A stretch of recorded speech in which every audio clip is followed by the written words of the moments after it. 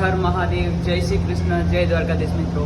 હું છું જીગર અને હાલ આપણે કરી રહ્યા છીએ ગુજરાતથી લદ્દાખ સાયકલ યાત્રા. અને આજે આપણી યાત્રાને 14 દિવસ કમ્પ્લીટ થઈ ગયા છે. અને આ હતો આપણો રૂમ જે અમે લાસ્ટ રાઈડ રોકાયા હતા, તમને હું બતાવું છું. જો આ છે રૂમ જ્યાં આપણા બધા અમે રોકાયા હતા અને આપણો સામાન અત્યારે બધા પેક થઈ ગયો છે.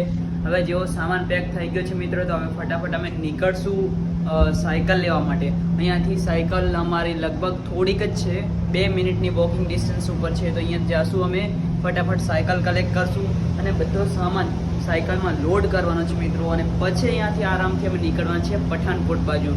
તો આજે તો બસ વરસાદ થોડોક હતો એટલે 10 વાગી ગયા છે મિત્રો. તો 10 વાગ્યા સુધી અમે નીકળ્યા નથી, બટ હવે ફટાફટ હવે રેડી થઈ ગયા છે મિત્રો. અને વરસાદ થોડોક ઓછો થઈ ગયો છે, તો હવે નીકળીએ છીએ આગળ તરફ. ફાઇનલી આપણે પહોંચી ગયા છે જે જગ્યાએ આપણે સાયકલ પાર્ક કરી હતી.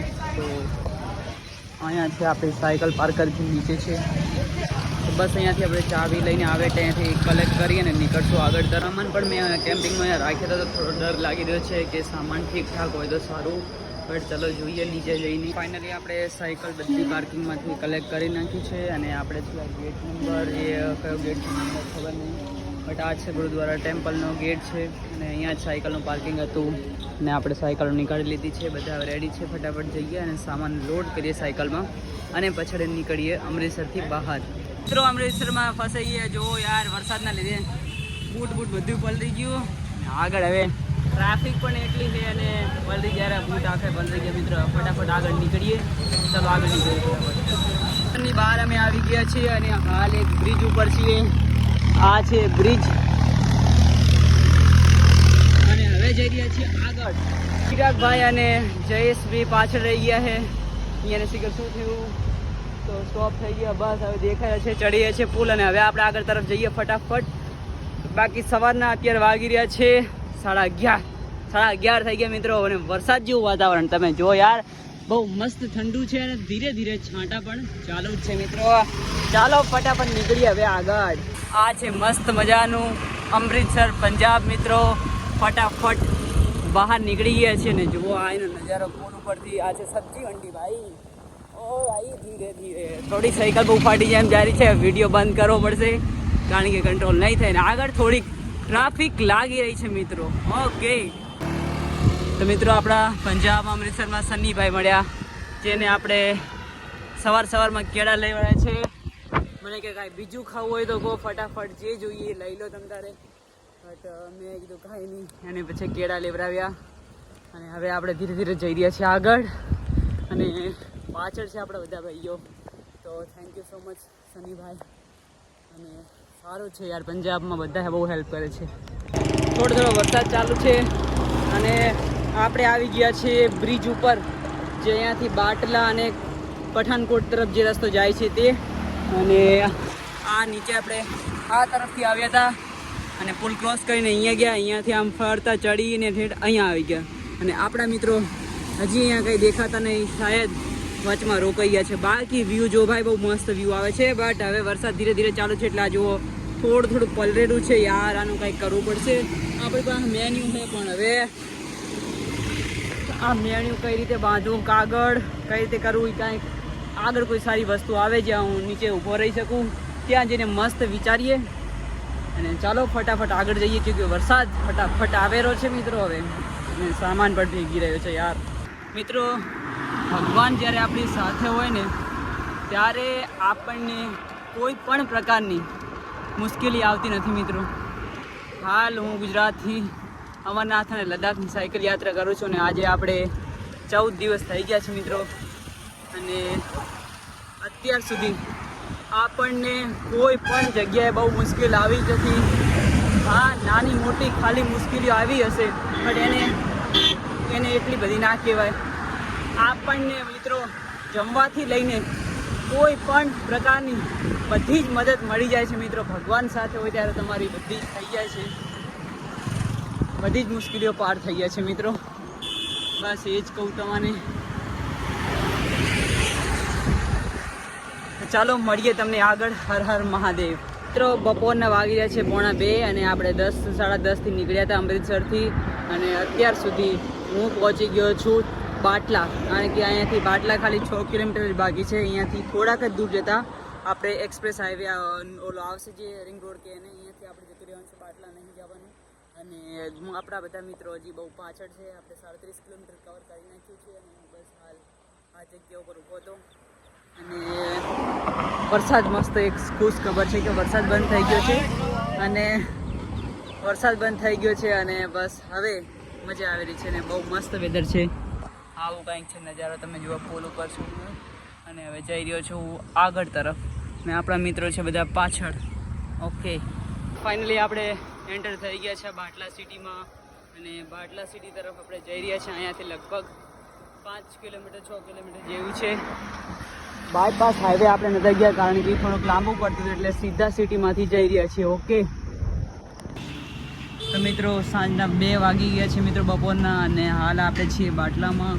હું થોડી વાર રોકાયેલો ચા અને નાસ્તો કરીશ અને આપણા ફ્રેન્ડ હજી ઘણા પાછળ છે અને સવારથી કરીને અત્યાર સુધી આપણે 40 કિલોમીટર કમ્પ્લીટ મસ્ત કરી નાખ્યું છે મિત્રો.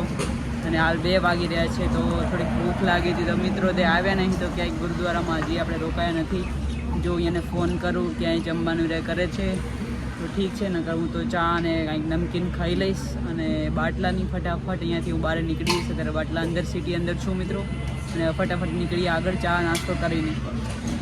તો મિત્રો આપણે બાટલા પહોંચી ગયા છે અને આપણે આ 3 ભાઈઓ મળે છે, લકીભાઈ અને આ બીજા 2 ભાઈ છે જે આપણને હેલ્પ કરી છે. આ આપકા નામ दोनों का बता दो. विकास बंटी. विकास भाई और बंटी भाई ना, बहुत बहुत इन भाइयों का धन्यवाद दिल से और बहुत बहुत धन्यवाद है भाई. ठीक है, मिलते हैं कभी आपसे.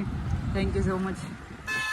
તો મિત્રો હાલ સાંજના 4:45 થઈ રહ્યા છે અને હું પહોંચી ગયો છું ધારીવાલ અને ચિરાગભાઈની 3 બીજા ભાઈ આપણા 12 કિલોમીટર પાછળ છે. બાટલા જે બટાલા જે છે અહીંયા 12 કિલોમીટર પાછળ છે અને હું 12 કિલોમીટર આગળ છું. અને આપણે ધારીવાલ જે આ રસ્તો અહીંયા જાય તો ધારીવાલ જઈએ અને આ સાઈડ જઈએ આપણે બાયપાસ ડાયરેક્ટ પઠાનકોટ.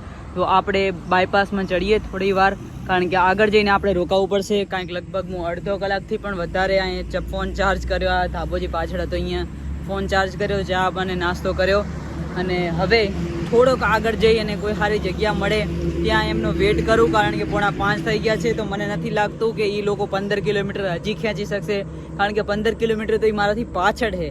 તો હજી અહીંયાથી જે ગુરદાસપુર છે જો હું તો હમણાં સમજી લો કે 15 કિલોમીટર હમણાં ખેંચી લઈશ પણ એ લોકો ખેંચી નહીં કરે 15 ને 30 કિલોમીટર.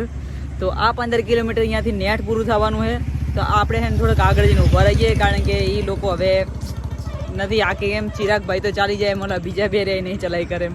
કાંઈ વાંધો નહીં, એડો આગળ જઈને આપણે મસ્ત ઊભા રહીએ. મિત્રો આજનો દિવસ છે, આપણે ખાલી આજનો દિવસ તો વેટ કરવામાં જ જતો રહ્યો છે. હાલ વાગી રહ્યા છે 6 અને હું ખાઈ રહ્યો છું ડારિયા, મારી મમ્મી આપ્યા હતી. અને હવે આપણા દોસ્તો હજી પાછળ છે, ક્યારે અહીંયા આવશે એ નક્કી નથી. અને આજનો દિવસ તો ખાલી એમની વેટ કરવામાં જ જતો રહ્યો છે. 1 કલાક અડધો કલાક જેવું અહીંયા બેઠો એટલે અહીંયાથી આગળ આવી અહીંયા પણ 10-15 મિનિટ બેઠો, થોડાક આગળ આવી છું અહીંયા પણ લગભગ 10-15 મિનિટ જેવું થઈ ગયું છે અને હજી ક્યારે આવશે ખબર નહીં. અને આગળ સામે એક ગુરુદ્વારો છે તો અહીંયા પૂછવાનું છે શું છે રહેવાનું, એવું થઈ જાય તો આપણે ગોપાલની બધા આવે છે એ બધા આવે પછી આગળ નીકળવું છે કારણ કે અહીંયા પૂછવાનું થશે. નહીં તો આગળ ગુરદાસપુર તો બસ હવે નજીક જ છે, ગુરદાસપુર આવી જ ગયું છે સમજી લો. બટ અહીંયા જો રહેવાનું થઈ જાય તો આગળ જવાનું થશે નહીં કારણ કે 6 વાગી ગયા છે મસ્ત. આપણે લગભગ મારી વાત કરું તો લગભગ હવે 70 કિલોમીટરની આસપાસ થાય, 70 કિલોમીટરથી પણ વધારે થઈ ગયું છે મિત્રો. અને હવે અહીંયાથી પઠાનકોટ એટલું રહ્યું નથી, પઠાનકોટ પણ એકદમ ઓછું જ છે મિત્રો. તો ચાલો ફટાફટ એ આવે એટલે નીકળીએ અને શું અપડેટ છે ગુરુદ્વારાનું, શું થશે રહેવા માટેનું એ આગળ તમને હું બતાવીશ. મિત્રો જે વાતનું મને થોડુંક લાગતું હતું એવું જ થયું છે. જે ગુરુદ્વારો હતો ત્યાં જગ્યા બહુ નાની છે તો અહીંયા રોકાવાની મેળ ના આવ્યો તો હવે અહીંયાને કીધું છે 1 કિલોમીટર અહીંયાથી થોડુંક છે બીજો ગુરુદ્વારો, ત્યાં તમને સ્ટે અને લંગર બંને મળી જશે.